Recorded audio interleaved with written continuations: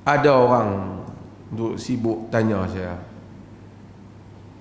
macam mana ni Queen Elizabeth ni, keturunan Nabi ke keturunan Firaun?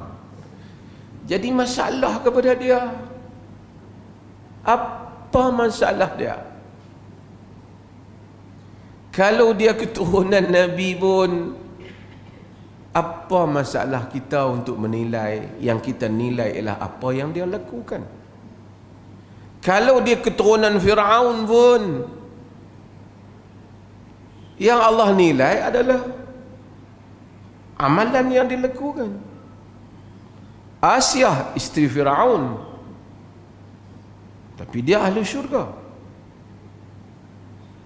Tapi ini adalah merupakan kekeliruan cara fikir yang ada dalam masyarakat kita. Banyak sangat ni baca internet ni,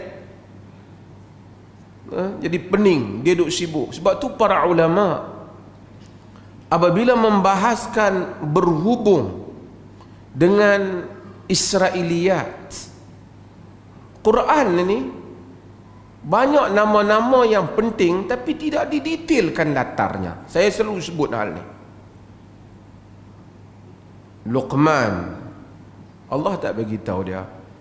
Israiliyat bagi tahu dia hitam, bibir mulut tebal, kaki pendek, lebak tapak kaki dia. Quran tak bagi tahu. Walaqad ataina Luqman al-hikmah an yashkur lillah. Kami berikan kepada Luqman hikmah agar dia bersyukur kepada Allah. Dia tak cerita. Sebab itu semua tidak memberikan apa-apa impact, apa-apa kesan kepada kehidupan kita. Kalau Luqman hitam, apa masalah dengan kita kalau kita putih? Kalau Luqman itu putih, apa masalah nak kita kalau kita lahir hitam? Allah tak tanya hitam putih kita. Allah tanya Luqman bersyukur pada Allah. Wa man yashkur fa innama yashkuru li nafsi. Wa man kafara fa innallaha ghaniyyul hamid. Siapa yang bersyukur, dia bersyukur untuk dirinya sendiri. Sesiapa yang kufur, sesungguhnya Allah Maha Kaya lagi Maha Terpuji. Part itu kita boleh tiru. Dia putih, dia hitam. Firaun, Farainah, Firaun banyak di Mesir. Firaun yang tenggelam tu nama dia Ramses berapa ke? Quran tak detailkan. Kerana itu tak penting. Yang penting ialah tingkah laku Firaun. Itu jangan kita tiru. Quran fokus. Israiliyat walaupun kadang-kala menarik, tetapi ia kadang-kala menghilangkan fokus kita. Nabi Nuh alaihi salam perjuangannya besar. Ada surah Nuh, dakwah kepada kaumnya yang menyembah orang-orang soleh. Macam-macam, semua tak timbul pada kita. Yang kita timbul bubuk surah Nabi Nuh. Israiliyat. Berapa panjang bahtera Nabi Nuh? Kapal dia buat daripada kayu apa? Kayu jati ke kayu koka? Berapa lebar kapalnya? Bentuknya bentuk kasut ke bentuk kapal biasa? Itu semua tidak mempengaruhi ada impact kepada kehidupan keimanan kepada kita. Lihat bagaimana Al-Quran membentuk cara kita berfikir supaya fokus kepada isu. Fokus pada isu. Bila kita tidak ada nilai itu, maka kita akan dapati kita menjadi umat yang terhoyong-hayang. Para sahabat very clear cara fikir mereka. Sebab itu saya selalu sebut pada tuan-tuan, orang yang Nabi didik seperti Rib'i bin Amir, walaupun orang tak ramai tahu tentang dia, dia dihantar ikat kepala dengan tali saja pergi jumpa dengan maharaja, dengan panglima tentera Parsi yang hebat. Orang Arab bukan pernah tengok bangunan-bangunan hebat, kemewahan yang hebat. Tapi dia masuk, dia tak terkejut. Bila Rustam tanya dia, pasal apa kau datang? Hampa nak apa wahai orang Arab? Dulu susah, sekarang tiba-tiba nak berperang dengan Parsi. Fokus. Sikit je dia jawab. Tetapi madrasah Nabi, sekolah pemikiran Nabi, kalau kita boleh istilahkan demikian, school yang dibentuk oleh Nabi itu menjadikan ia tahu nak jawab.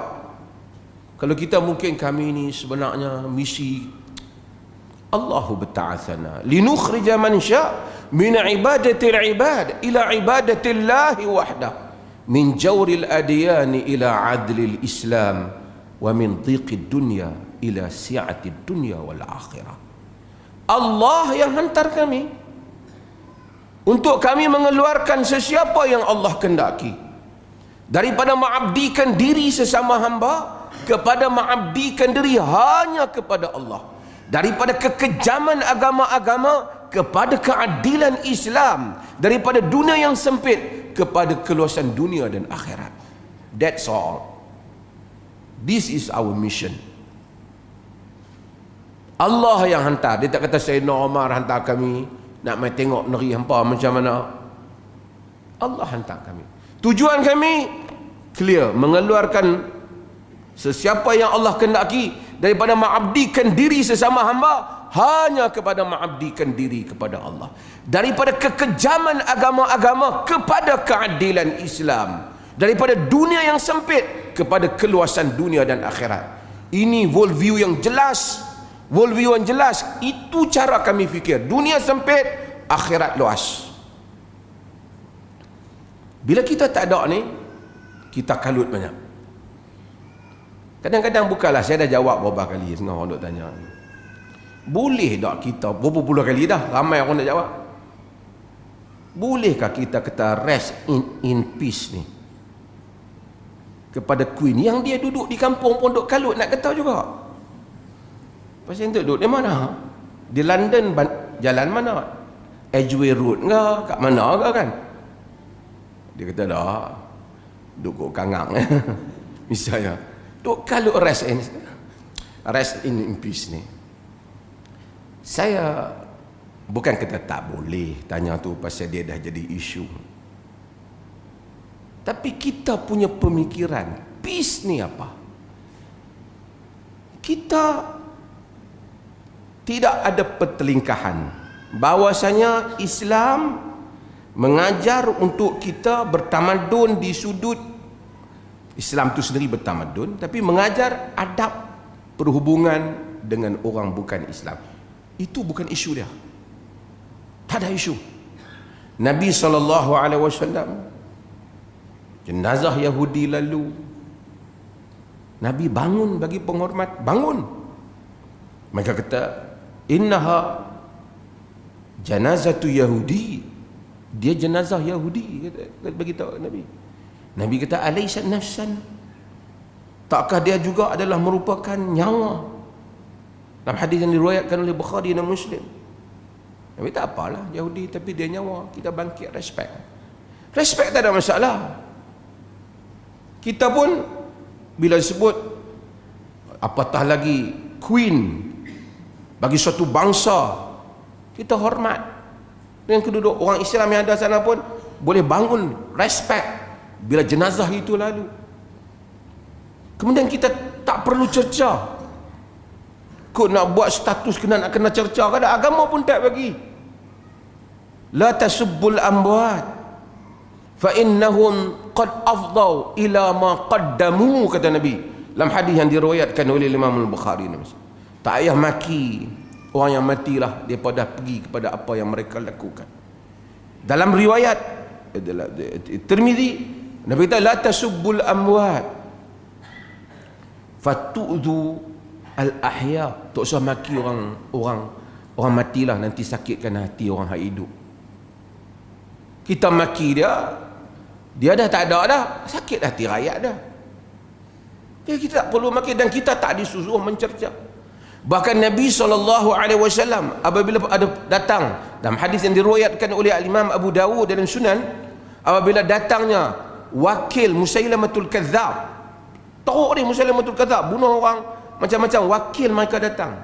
Ini pegawai diplomat, artinya utusan diplomatik. Dia datang, bawa. Nabi tanya, kamu percaya ke Musailamah Rasul? Dia percaya. Nabi kata, la mula rusulu la tuqtal la darabtu a'naqakuma. Kalaulah tidak kerana para utusan diplomatik itu dibunuh, tak dibunuh, aku hukum mati kamu berdua. Murtad, menentang agama, murtad dan menentang agama. Tapi Nabi tak ambil tindakan kerana pegawai diplomatik dalam agama ni tak disentuh, tak di orang hantar wakil duta, tak boleh. Kalau orang Islam pergi bom, marah kat satu negara, pergi bom kedutaan, tak boleh. Ar-rusulu la tuqtal, kata Abdullah bin Mas'ud, maka menjadi sunnah bahawasanya duta, rusul, perwakilan tak dibunuh dalam Islam. Itu semua tak ada isu, tak ada isu. Hormat, bagi penghormatan, bagi ucapan takziah, no issue. So kita kena, tapi sekarang kita nak diajak kepada suatu hal yang bukan, is not in our culture. Apa dia? Suruh kata rest in peace. Dia pun tak kata. Kalau kita tak kata, kita kata kita ucapkan takziah dan kita juga berduka cita dengan apa yang menimpa rakyatnya, it's okay pun. No, kita nak kena bagi sama dengan dia. Awak kalau kita tak kata tu je, masalah apa? Setelah kita buat penghormatan, kita buat, itu adab kita. This is cara kita. RIP ni, rest in peace, is not dalam cara kita. Itu kamu punya. Itu pun bukan semua dalam Christianity they accept greeting ataupun ucapan itu. Bukan semua mereka terima. Agama ni dia haluslah masalah. Urusan akhirat, ghaibiyat, kita tak tahu. Kita hati-hati di dalam menyebut tentang kedudukan orang di hari akhirat. Hadis yang selalu kita baca dulu, apabila sahabat tengok orang yang mati di medan jihad bersama dengan Nabi, dia dah mata syahid wa huwa fil jannah, mati syahid, dia di dalam syurga, perang bersama dengan Nabi sallallahu alaihi wasallam. Nabi kata, kalla walladhi nafsi biyadihi inna syamlata allati akhadha yawmal khaybar, demi sama sekali yang jiwa aku berada di tangannya, sesungguhnya selendang yang dia ambil pada hari peperangan Khaybar, min maghanim lam tusib al-maqasim, lam tusib al-maqasim, yang diambil daripada harta rampasan perang yang tak ikut peraturannya, la tashta'ilu alaihi nara, menyalakan ke atasnya api. Seorang riwayat kala wa huwa fin nar, dia dalam neraka. So kita hatta orang mati pun kita, kok ayah hang dalam syurga dah, kita mudah-mudahan dia dalam syurga, kita doa dia. Ini urusan akhirat yang kita tak tahu. Di dalam hadis yang diriwayatkan oleh Imam Ahmad, walaupun hadis ini pernah saya sebut, dia didhaifkan oleh Syu'aib Arnaud, tapi disahihkan oleh Albani. Sebagian khilaf tentang masalah kedudukan Ibn Lahiyah dalam riwayatan ini. Ada perempuan yang mati, matat fulana wastarahat, telah matilah si fulana dan dia pun telah istirahat, telah berehat, rest in peace, telah beristirahat. Fa ghadiba Rasulullah marah. Rasulullah marah. Nabi kata, innama yastarihu man ghufira lahu. Nabi kata, yang berehat ni hanya orang yang diampunkan dia. Padahal muslimah tu. Ialah hadis ni ada perbincangan kedudukan dia. Nabi kata yang berehat hanya orang yang Allah ampun ya. Kita tak ada isu penghormatan keduniaan kepada Queen, it's okay. Sebagai manusia, sebagai rakyat bernegara, kita hormat. Tapi nak habaq kata dia sedang beristirahat di dalam kedamaian, ini besar. Ini bukan urusan kita. Kita pun tak habaq dia duduk dalam neraka sekarang, kita tak habaq. Tapi kita nak kata in peace. Apa maksud in peace? Nabi guna istilah yang sama. Ada orang mati, yamur. Ini hadis yang diriwayatkan Imam Bukhari dan Muslim. Ada orang mati lalu depan Nabi. Nabi kata mustarihu wal mustarah. Mustarih wa mustarah. Orang yang rehat, berehat, dan orang lain rehat daripadanya. Mustarahu minhu, orang lain rehat daripadanya. Sahabat tanya, ya Rasulullah, apa dia maksud tu? Nabi kata, al-abdu salih yastarihu min nasabid dunya wa adhaha. Kalau dia hamba yang saleh, dia rest in peace lah. Dia rehat daripada keletihan dunia dan kesakitannya. Itu kalau hamba yang saleh. Wal abdul fajir, dan hamba yang fajir, kata Nabi SAW. Tadi hamba apa? Hamba yang saleh. Yastarihu minhu min nasabid dunya wa adhaha ila rahmatillah. Dia rehat daripada keletihan dunia dan perkara yang menyakitkan dunia kepada rahmat Allah. Wal abdul fajir yastarihu minhu al-ibadu wal biladu wasyajaru wad dawab. Adapun hamba yang fajir, yang jahat, berehatlah daripada dia. Maksud orang lain jadi damai, bukan dia. Siapa dia? Al-ibadu, hamba-hamba, wal biladu, negeri, wasyajaru, pokok, wad dawab, dan haiwan. Bukan dia in peace, we are in peace lah. Kita yang di dalam kesenangan. Bila mati orang jahat, lega lah kita. Tapi ini bagaimana agama menyusun cara kita berfikir. Setengah orang kata, kita tak boleh hampa ni, teruk betul ya, tak ada tamadun. Ini bukan soal tamadun. Soal urusan dunia, kita respect, bagi ucapan takziah, kita tak buat kata-kata yang jahat kepada dia, kita menghormati, kita merasakan kita juga turut bersimpati dengan rakyat negara dia. Itu disiplin. Tapi dia tak mau banyak tu, dia nak suruh kita peace sikit lagi. Dia sedang berehat dalam kedamaian. Yang ni kita tak tahu. Kita sendiri mati pun belum tahu lagi kedamaian ke tak.